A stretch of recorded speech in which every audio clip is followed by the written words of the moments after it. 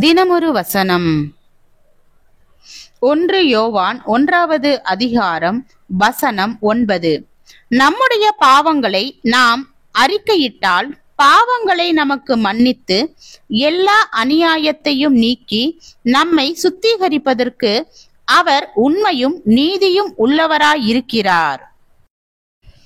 விளக்கம். Indian airlines விமானத்தை கடத்தியவர்கள் அதிலிருந்த பயணிகளை 8 நாட்கள் தங்களுடைய கட்டுப்பாட்டிற்குள் வைத்திருந்தனர்.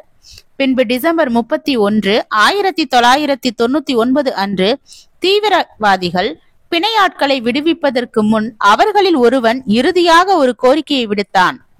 என்னை மன்னித்து விடுங்கள், நான் மன்னிக்கப்பட்டேன் என்று ஒவ்வொருவரும் கூற வேண்டும் என்று பர்கர் என்ற பெயரில் இருந்த ஒரு தீவிரவாதி கூறினான்.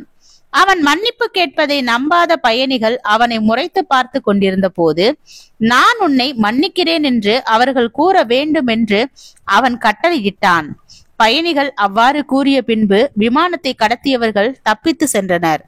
மற்றவர்கள் நம்மை மன்னிக்க வேண்டும் என்று அவர்களை வற்புறுத்தும் அளவிற்கு நம்மில் பலர் இருமாப்பு உடையவர்கள் அல்ல.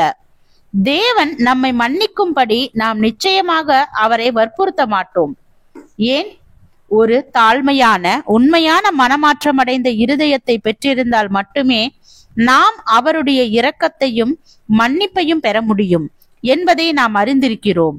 நம்முடைய பாவங்களை நாம் அறிக்கையிட்டால் பாவங்களை நமக்கு மன்னித்து எல்லா அநியாயத்தையும் நீக்கி நம்மை சுத்திகரிப்பதற்கு அவர் உண்மையும் நீதியும் உள்ளவராய் இருக்கிறார் என்று அப்போஸ்தலனாகிய யோவான் எழுதினார். அறிக்கை என்ற வார்த்தையின் பொருள் ஒத்த கருத்தை கூறுவது அல்லது அதை ஒப்புக்கொள்வது என்பது ஆகும்.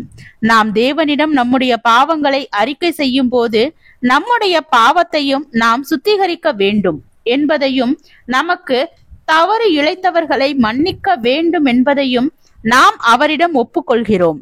என்னை மன்னியும் என்று நாம் தேவனிடம் கதறுகிறோம். மன்னிப்பு இல்லாமல் நாம் உண்மையான விடுதலையை பெற முடியாது.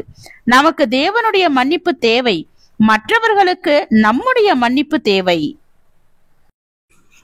ஜெபம்.